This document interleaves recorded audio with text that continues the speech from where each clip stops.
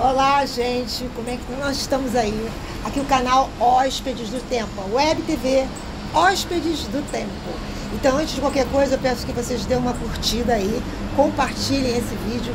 E hoje nós temos uma entrevista especial também, como todas, né? Muito especiais, com o nosso querido Samir Murar. Ah, meu querido, olha só. Primeiro é um prazer enorme. O prazer é todo meu. Não, prazer... Vai ficar essa troca agora que chata, né? Mas é verdade mesmo, eu quero te dar os parabéns pelo filme, que nós vamos comentar sobre isso, porque eu vou deixar que a gente entre na conversa sobre isso. E também a peça, que também vamos falar sobre ela com mais detalhes, né? E também vamos falar um pouco do homem, né? Que se tornou esse ator e que, lógico, foi beber na fonte da própria vida e da arte. Então, eu gostaria primeiro de perguntar para você o seguinte: como é que surgiu o cão? Fala o nome da peça toda. O cachorro que se recusou a morrer? Isso, se recusou a morrer. Na verdade, essa frase, ela veio num sonho. Um sonho seu? Isso está no programa da peça, inclusive. Num sonho meu, é uma frase que apareceu na contracapa de um caderno velho de espiral. Cheio de rabiscos, assim, que é uma coisa até que eu tenho, alguns cadernos que eu fazia umas anotações, e apareceu essa frase: o cachorro que se recusou a morrer. Assim, eu anotei essa frase e acho que isso foi mais ou menos concomitante ao início do processo de criação desse trabalho, que começou com os áudios que eu gravei do meu pai. Antes dele morrer, já tem bastante tempo, né? Ele morreu em 1992. Já tem bastante tempo. Eu gravei, sei lá, um ano antes dele morrer, por aí. Mas você gravou áudio se comunicando com ele? Eu gravei no gravador. Eu botei o gravador e fiz ele falar da vida dele. Que eu queria fazer esse registro, porque meu pai sempre foi um grande contador de histórias. E ele falava muito do Líbano, da vida dele aqui, da vida dele pregressa, antes dele casar com a minha mãe e tal. E aí eu me deu essa luz de registrar, eu gravei 2 fitas cassete de 90 minutos, quer dizer, dá mais ou menos umas 3 horas de narrativa, assim, ao longo de alguns dias, né? E eu nunca podia imaginar que isso ia virar tema de...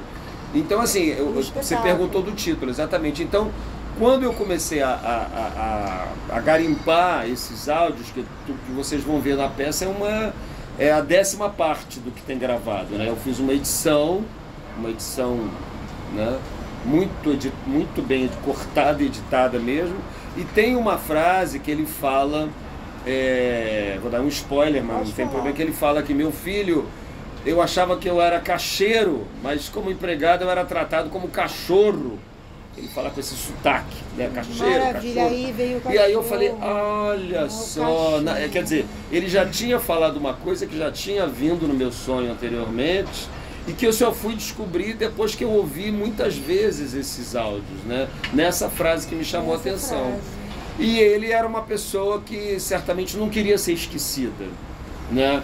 Quer dizer, só que esse título não se aplica só a ele, se aplica a ele e ao trabalho que resultou a partir dele, que me inclui naturalmente. Quer dizer, nesse trabalho eu sou tão cachorro quanto ele, né? E como o teatro é uma arte muito efêmera, né? A gente tem na efemeridade do teatro também um ponto nevrálgico dessa questão do se recusar a morrer, né? Quer dizer, então, como isso está gravado, como está editado, vai ficar aí para a posteridade de alguma forma. Deixa eu te fazer uma pergunta, então. Você pensa em não se recusar a morrer? Olha, eu acho que na medida que eu realizo alguns dos meus trabalhos, dos meus sonhos, né? Esse trabalho foi um sonho que eu alimentei, eu acho que eu estou deixando alguma coisa aí para ser pensada e sentida para a posteridade, mas eu não me recuso não, eu acho que eu vou morrer.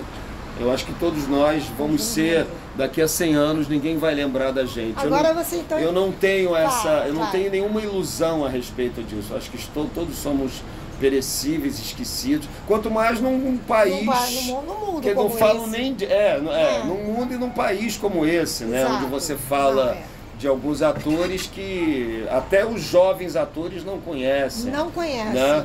Então, assim, eu acho que a gente tem um problema de memória muito sério, politicamente falando, coisas que foram apregoadas recentemente, como assim, tipo, não houve ditadura nesse país. E todo mundo acreditou. Não houve. Quer dizer, todo mundo não, mas assim, boa parte endossou essa opinião. Exato. Né? Então, assim, eu acho que desse ponto de vista, nós somos uma nação muito empobrecida pela memória, porque na própria América do Sul, mesmo com essa reviravolta que aconteceu na Argentina agora, há uma memória de uma ditadura que que dificilmente se apagará. E que eu acho né? o mais impressionante, né, que foi daquele filme 1984. A gente viu que houve uma tentativa e conseguiu, né, condenar aqueles militares, mas mesmo assim a Argentina fez um movimento completamente estranho agora, né? É complicado, é complexo. Eu acho que o mundo está vivendo um momento muito complexo e surpreendente, negativamente falando em alguns aspectos, né? Mas assim, eu acho que a gente sofre disso e os artistas, os jovens atores, né, as pessoas que de alguma forma querem ingressar nessa carreira ainda por razões um tanto quanto equivocadas, né? Seria uma razão equivocada? Querer ficar rico e famoso. Ah, bom, isso é equivocado, né? Mesmo. Mas assim, ainda é uma coisa que traz um pouco essa aura, né?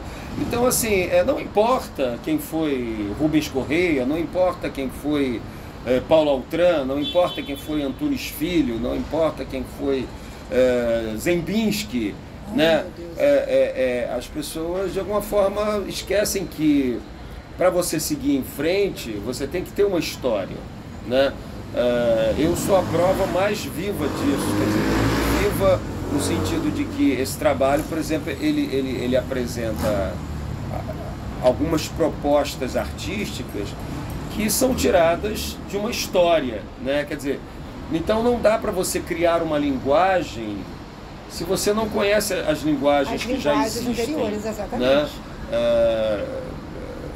Mesmo o balé clássico, que é uma linguagem extremamente tradicional e que se repete, né? Mas assim, o repertório é renovado, os bailarinos são renovados, a concepção é renovada, mas estou citando o balé clássico como um exemplo extremo de um código rígido que existe. Mas o teatro, ele tem uma liberdade infinitamente maior, né? Então você precisa, sem dúvida, saber. E eu acho que essa questão no nosso país ela é particularmente nevrálgica, vou repetir essa palavra novamente, porque eu acho que essa questão da memória é uma coisa muito séria. Muito séria.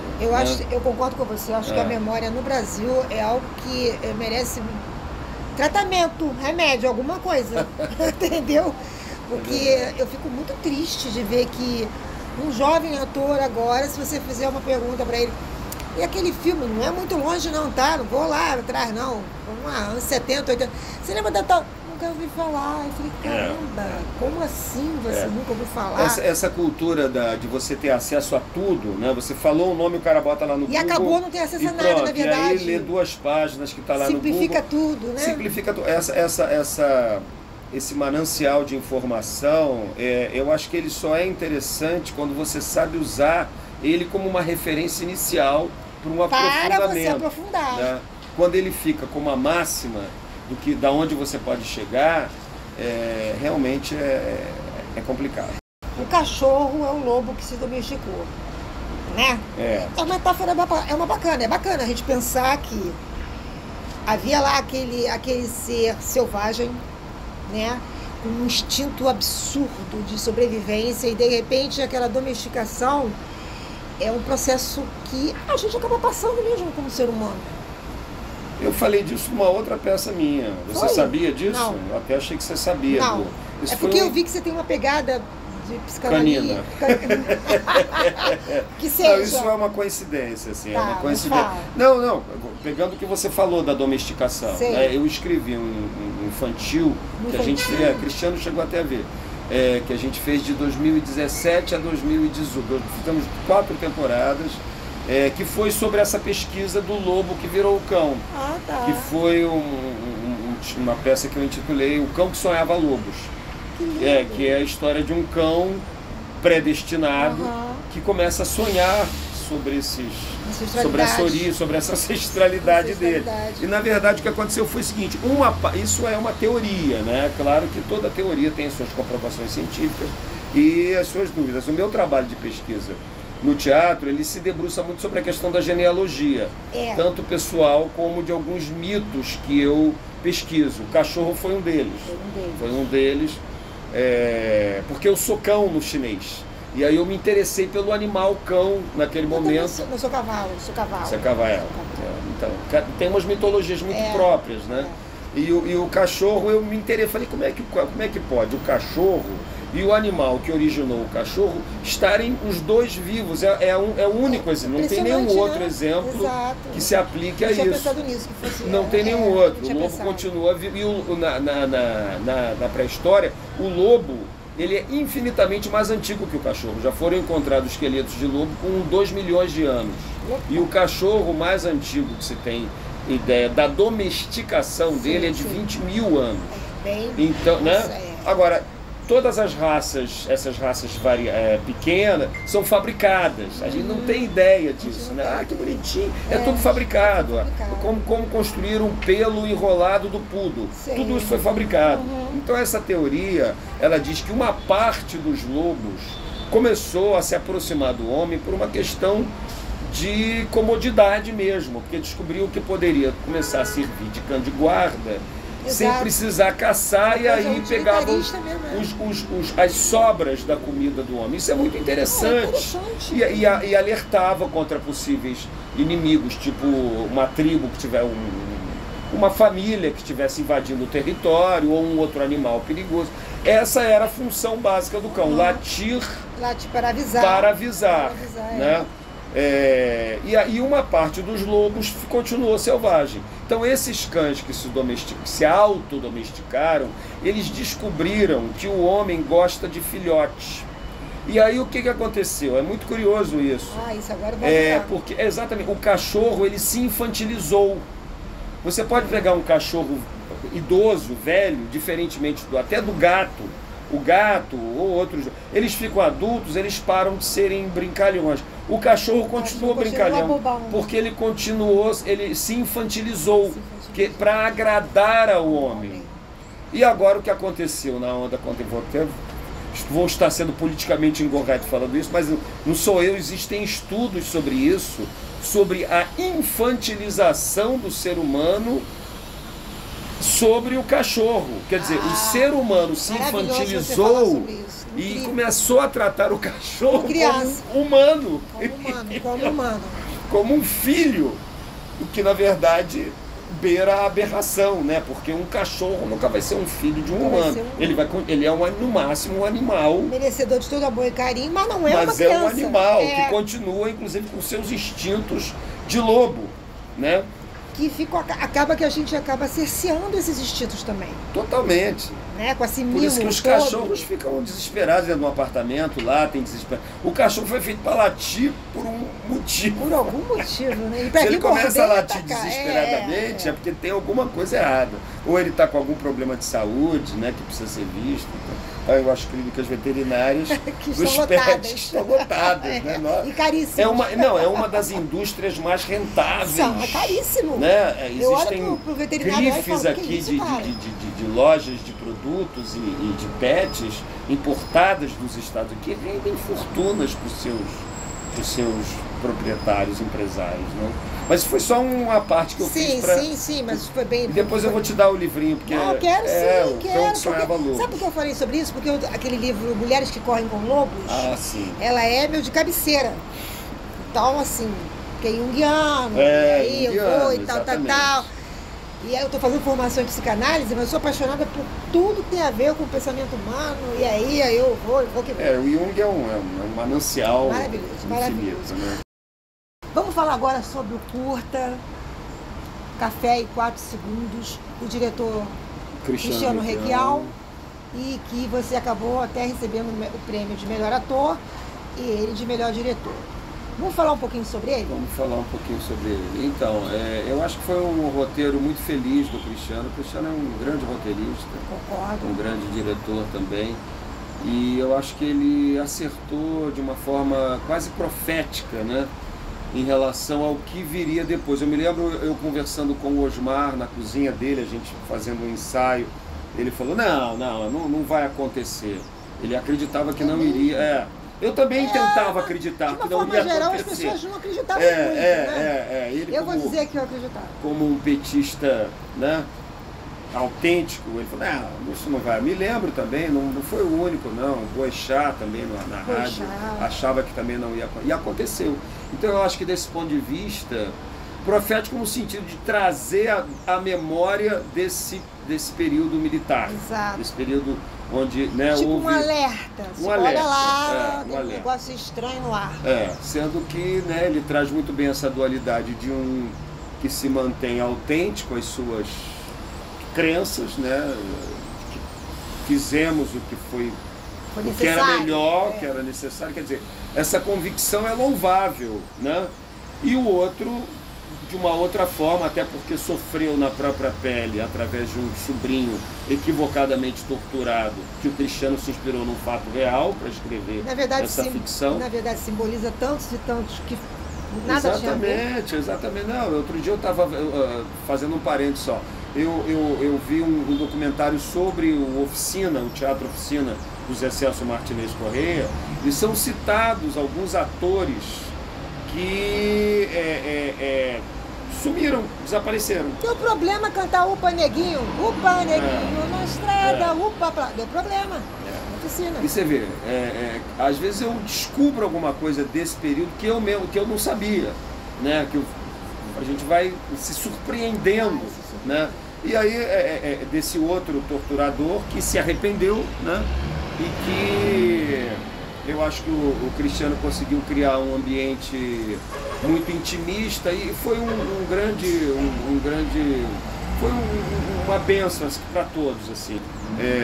Claro que eu acho que houve adaptações que o Cristiano fez em função dessa própria edição possível dentro do ambiente do set que a gente tinha, que era a cozinha de um apartamento. E assim, a gente filmou acho que em 2018, e o filme ele começou a ganhar prêmios assim logo depois. O Osmar ganhou vários, né? Ganhou vários de melhor ator. Eu acho que eu ganhei um ou dois no festival. Ganhei um aqui e um no Festival do Nordeste. Eu até avisei ao Cristiano, falei, Cristiano, eu ganhei um prêmio nesse, nem ele sabia. E esse agora que eu fui premiado juntamente com o Osmar, né? Quer dizer, achei legal, eles darem prêmio para os dois atores, né? E muito generoso, e do Cristiano ganhar também de melhor diretor. Eu acho que foi assim, eu acho que continua sendo um filme alerta, né? Um filme, embora esses anos tenham passado ainda com uma certa... que deixaram muitas sequelas, da história do país, na geografia do país, na política do país, na economia do país, na cabeça das pessoas, né? Deixaram muitas sequelas que eu acho que ainda vão produzir frutos amargos, né? Enfim. Teremos tempos ainda. Então eu acho que esse filme ele continua funcionando como presta atenção, porque eu acho que o fantasma continua. O fantasma continua. Não, estamos aí, né? Tá aí. Bobeou.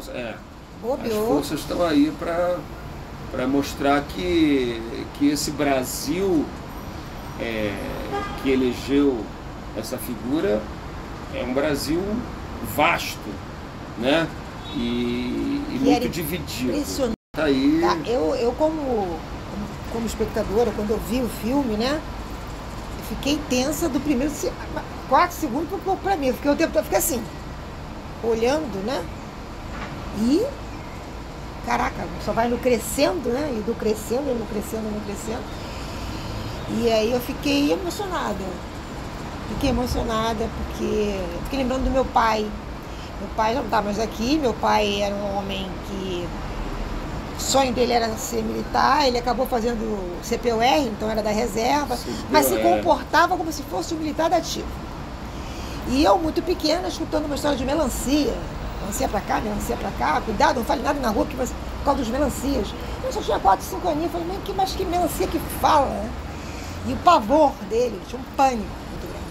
Então eu lembrei muito dele, assisti muitas vezes o culto, e eu quero até agradecer muito, nesse sentido, a atuação de vocês, a direção, a atuação, porque eu acho que ajuda muitas pessoas a pensar, viu? Eu acho que a função do trabalho artístico, né, é esse, né? É refletir sentindo, né? Uma reflexão emocionada, né? Eu acho que essa é a função do cinema, a função do teatro, enfim. Sendo assim mais pontual, mais específico, para você, em relação ao curta, né, o filme, o Café, o que mais te impactou como pessoa, para suas memórias, e que você achou que contribuiu melhor, ou de uma forma mais determinante, até para as suas próprias memórias mesmo, a sua história, que acaba que vai reverberar até no seu espetáculo. Aquilo ali está em todo lugar, aquela temática ali. Por acaso no meu espetáculo eu cito algumas linhas da ditadura militar que eu vivi de uma forma completamente alienada, porque meus pais são imigrantes e o imigrante quer ficar à parte disso, né? Eu me lembro que na cidade que eu nasci, lá em Nova Iguaçu, passavam soldados, passavam tanques, e eu não sabia muito bem o que estava acontecendo, né? Então eu só fui adquirir alguma informação sobre esses anos muito tempo depois, quando eu entrei para a faculdade. Eu entrei para a faculdade ainda no final da ditadura, né? Me lembro que quando eu fiz comunicação... Você fez comunicação, né? Fiz 1 ano de comunicação, porque eu queria fazer cinema. Porque o cinema foi a minha primeira paixão, assim, da questão da atuação, né? E eu fui buscar o cinema ainda sem saber muito bem por quê. O diretor da Escola da Faculdade de Comunicação, ele era filho de general da Escola Superior de Guerra. E ele chegou a denunciar alguns alunos da própria faculdade, eu estava no primeiro período e eles eram do último período, que estavam agitando, né, distribuindo panfleto e convocando para reunião, enfim. E alguns alunos foram torturados por denúncia do próprio diretor. Eu fiquei apavorado com aquilo na época, eu ainda era um jovem de 18 anos, saindo da casca, sem entender muito bem o que estava acontecendo. Indo pro mundo, né? E de repente... Indo pro mundo. Aí aí eu fui fazer a escola de teatro, que também era uma outra escola visada. Qual escola? A escola de teatro, a FEFIERJ, na época, que hoje é a Unirio, né? Unirio. Ali na Praia do Flamengo. Ali também foi um lugar extremamente perscrutado pelas forças militares, e a gente foi colocado em 1980, esse episódio também é um episódio absolutamente esquecido.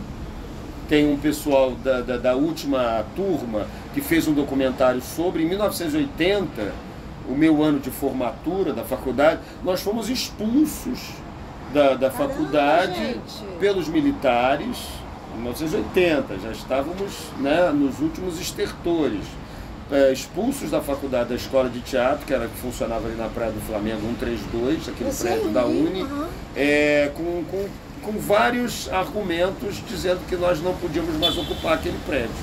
Na formatura? Não, durante o ano de 1980. Era o ano da minha formatura. Esse ano foi o ano que eu estava entrando no ensino médio. Eu lembro direitinho. Para você ver que eu já sou antigo, né? Não, nós somos. E aí a gente ficou meio sem escola. A gente teve que improvisar uma escola ali na Praia Vermelha, que era um outro prédio público que tinha. E nós fomos expulsos. E essa obra nunca aconteceu. A escola foi demolida, que era uma obra de arte, aquela escola, ela foi demolida e hoje em dia existe um estacionamento assim, de vários andares. Era um prédio histórico, assim? Era um prédio histórico. O patrimônio deixou? Demoliram a escola. Isso aconteceu em 1980, tem alguns documentários sobre isso, assim, alguns documentos. Poucos, na verdade.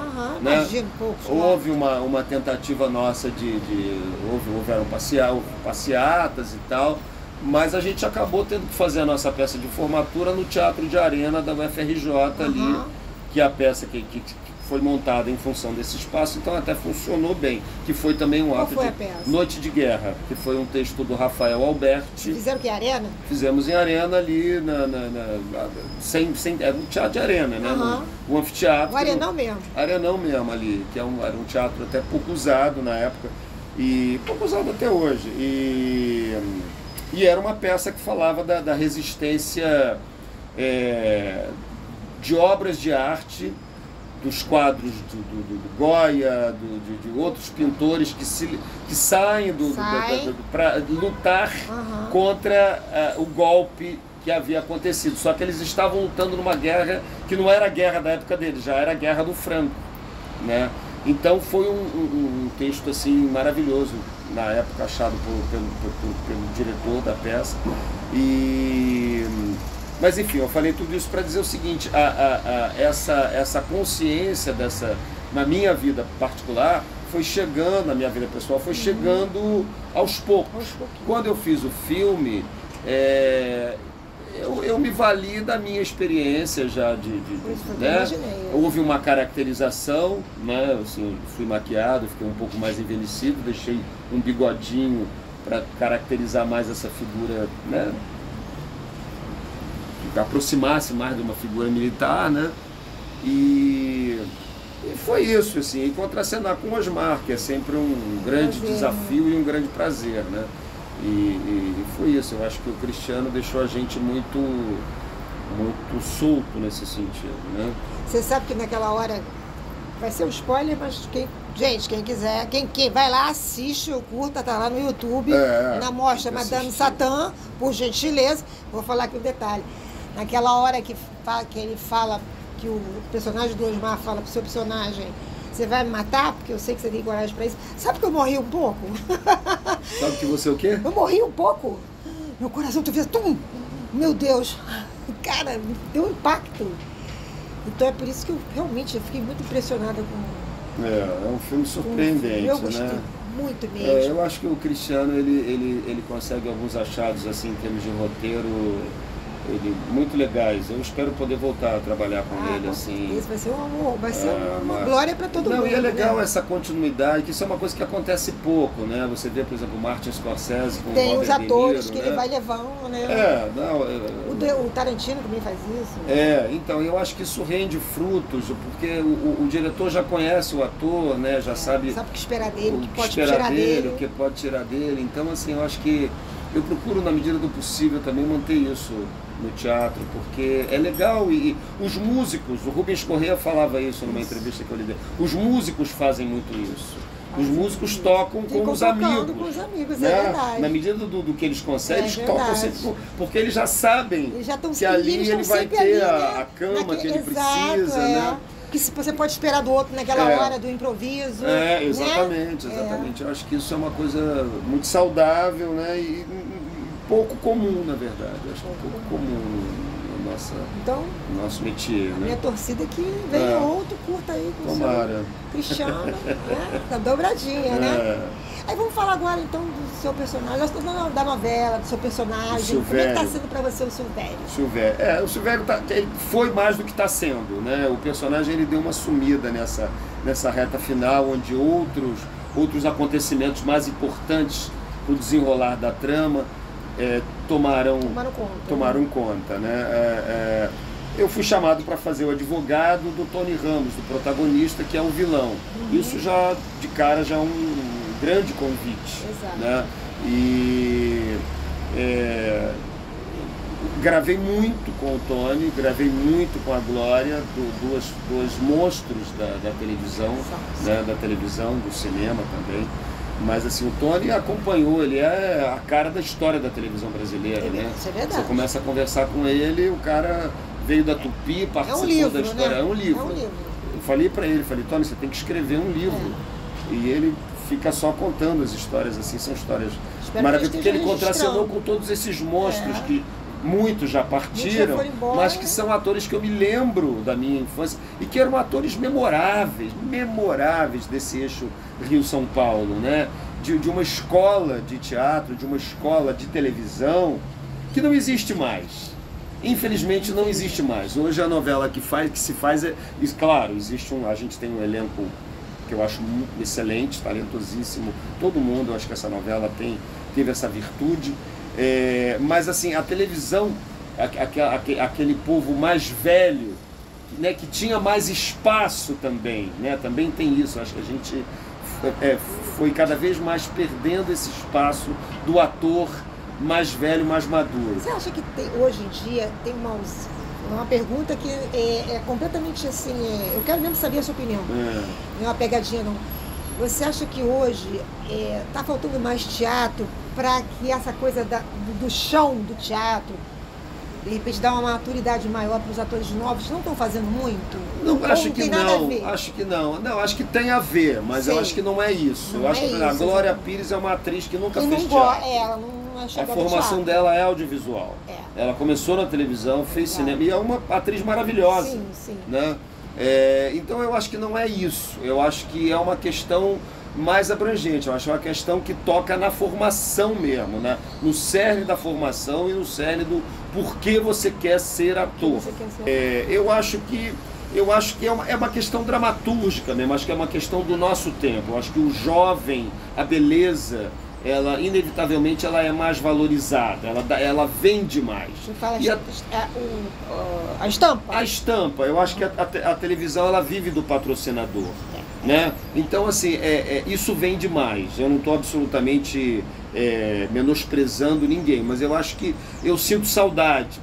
Falei do Tony Ramos, por exemplo, de uma novela que eu me lembro antológica para mim, que foi Nino Italianinho, que ele fez, né? E que o Juca de Oliveira protagonizava, com a Bibi Vogel, que era uma grande atriz que já faleceu, e um time, Jorge Gomide, uma série de atores paulistas, eu não vou me lembrar de todos agora, mas atores paulistas que faziam televisão, e de alguns atores do Rio também, que o próprio Denis Carvalho também fazia, e que eram jovens na época, mas você tinha um time, Elias Glazer, você tinha um time de atores que parece que sempre foram daquela idade, porque eu só via eles naquela idade, né? Que se perderam, assim, quer dizer, perdeu-se um pouco essa dramaturgia, né? A dramaturgia, o Tony Ramos, eu acho que ele é um remanescente de uma época que, como ele, tem poucos, hoje em dia, tem poucos. A televisão mudou muito também, né? O esquema empresarial da televisão também mudou muito. E eu acho que aflorou a coisa do jovem ator. Então, se você for pensar bem o que tem de jovens atores despontando para a própria televisão, às vezes eu pego eu não sou de acompanhar muito, mas você pega às vezes eu não conheço ninguém, eu falo, meu Deus. Eu também, eu fico, meu Deus, eu não sei. Não é desmerecendo ninguém, mas é muita gente nova, né? E os atores da minha faixa etária, que são menos, porque vários desistiram, vários morreram, vários ficaram cansados, vários, enfim, não tem muita gente, né? Tem menos gente, quer dizer, mas tem menos gente do que os jovens atores, porque com o passar do tempo, esse funil ele vai mostrando a crueldade que é o tempo, né? Que o ator ele vive em função do tempo de vida dele, né? Diferentemente do escritor, diferentemente do cineasta, que o filme dele fica ali, né? A não ser que um ator, por exemplo, que envelheça e tenha a felicidade de fazer um Rei Lear. Sim. Aí ele está na idade boa de fazer, na idade boa de fazer um Rei Lear. Nesses momentos, tem essas Sérgio coisas. Brito fez o Rei Lear. Né? Aí é bom, é legal. Mas eu acho que é isso, eu acho que não é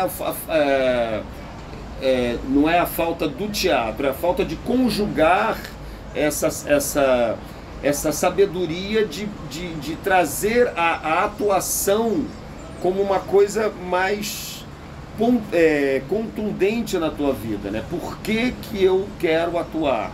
Em que eu quero atuar? Eu quero fazer só a televisão me basta? A televisão é um devorador de belezas e de mitos. Você pode fazer uma novela agora, explodir e nunca mais fazer nada. Dependendo de como você se conduzir, dependendo de uma série de fatores aceitação, que às vezes não dependem de você. Do patrocinador, isso não enfim. funciona. Não funciona. Então, Samir,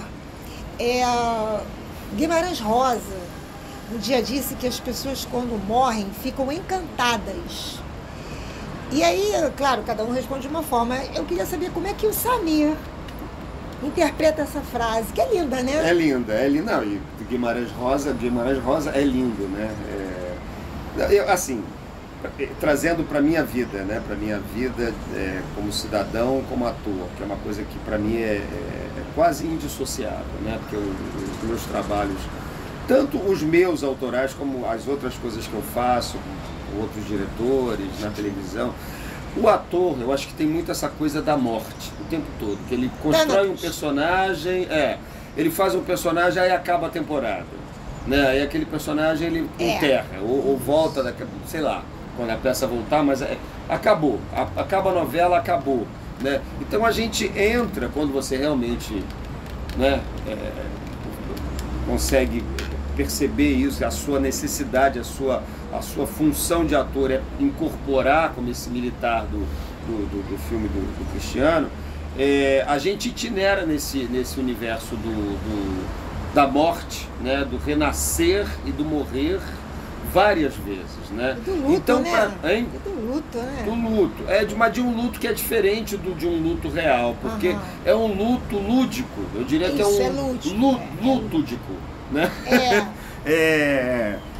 Então eu acho que esse encantamento, ele passa muito por esse acúmulo dessas experiências, não um acúmulo cumulativo do ponto de vista de um entulho, de um excesso, mas de um acúmulo de uma experiência que vai te dando uma profundidade, vai te dando lastro de percepção, mas não é só um lastro, não, mas é um mergulho, né? Profundo. Que você pega o advogado que você faz na televisão, que você pega esse personagem que eu estou fazendo no teatro nesse momento, que eu pego o personagem que eu fiz no Alienista, de uma grande montagem que aconteceu no ano passado, e que são personagens que estão dentro de você, então uma forma de encantamento, né? Assim, essa maneira de lidar com o mágico, de entrar e sair das coisas, né? E eu acho que quando eu morrer, esses personagens vão morrer comigo. Então eu acho que quando a gente morre, o ator morre, ele está levando um monte de coisa com ele. Eu acho que essa capacidade de ser de ser múltiplo, né, de ser duplo, triplo, né, eu acho que é uma forma de encantamento que eu acho que quem não experiencia,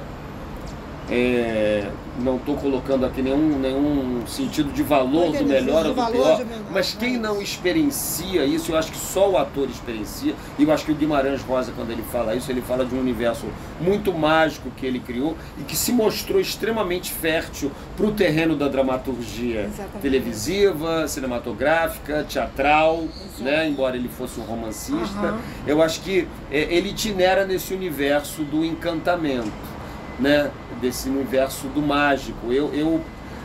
Samir, eu passei por alguns lugares onde o Guimarães Rosa escreveu, né? O sertão de Minas, e são lugares que tem uma mágica assim, muito particular, né? Porque para mim tem essa coisa aí, já buscando um pouco do Artaud, né? Que a natureza, ela tem o seu teatro próprio, ela tem o seu espetáculo próprio, né, que a gente consegue perceber não só através de uma fotografia, mas da própria percepção ao vivo, né, quando você está em contato com ela.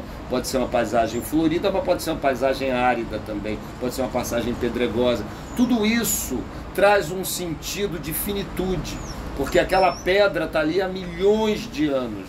Eu estou olhando aquela pedra, já teve um ser ancestral que já olhou aquela pedra, né? Já olhou aquela árvore, já olhou aquele conjunto de montanhas, e eu acho que isso tudo leva para um sentido de encantamento, da gente saber dessa passagem efêmera e mínima que a gente tem nessa terra. Eu acho que isso é, para mim, o encantamento. Que ele está falando. Como você sabe, né, o canal tem seu tempo infelizmente limitado. Isso não quer dizer que a gente não vá conversar de novo, porque outros trabalhos vão acontecer, com certeza. Então eu queria que você falasse para as pessoas as suas redes sociais, projetos que você de repente já tenha mais ou menos encaminhado na sua mente que vão acontecer. Enfim, fique à vontade, fale com a galera. Para a câmera? Uhum. Não, então, agora dia 17 de dezembro a gente faz a última apresentação do Cachorro que se recusou a morrer, no Centro Cultural da Justiça Federal aqui no Rio de Janeiro, ali em frente ao metrô da Cinelândia, às 16 horas. É a última apresentação. Nós não temos uma perspectiva de uma nova temporada aqui no Rio. Estamos tentando levar a peça para outras capitais, né? Ainda é um momento esperando passar essas festas, esse momento de festa, e ter que começar a tentar levar a peça para outras capitais, né? Então esse é o meu plano mais presente nesse momento. Espero poder continuar também fazendo alguma coisa no audiovisual, né? E, enfim, estou aberto a convites também, próximo filme aí, quem sabe, com o Cristiano, né? Mas assim, lembrando dessa nossa última apresentação, que é pontual, essa peça estreou no início do ano, nós fizemos 3 temporadas, recebemos o convite do Centro Cultural, a gente tem tido uma boa receptividade em relação aos temas que a gente levanta, né, da questão das guerras, dos conflitos culturais, da questão da imigração, que são questões muito atuais, né, mais atuais até agora do que quando a gente estreou, e a gente chama a peça de um drama bem-humorado. Então venha rir, se divertir e se emocionar com o Cachorro que se recusou a morrer. É isso que eu tenho para dizer nesse convite. Eu quero agradecer mais uma vez, tá? Sua gentileza por nos receber, viu? Eu que agradeço a oportunidade de falar. Foi uma delícia de conversa. Nós vamos conversar mais vezes, com certeza, tá? Obrigado, Ana. Obrigado ao canal. Muito obrigada. E aí, galera, mais uma vez estamos aqui na nossa web TV Hóspedes do Tempo, sabendo que como somos hóspedes, então vamos fazer a nossa hospedagem, pagar, né? Fazer aqui, dar um tempinho, vamos dar um compartilhar, vamos dar um like, vamos lá, galera, vamos chegar junto para a gente trazer mais projetos maravilhosos, pessoas que valem muito a pena no âmbito da arte, da cultura em geral, até da saúde também. Nós temos muitas coisas sobre saúde mental para vocês aí. Enfim, um grande beijo, muito obrigada e até a próxima. Beijo. Tchau.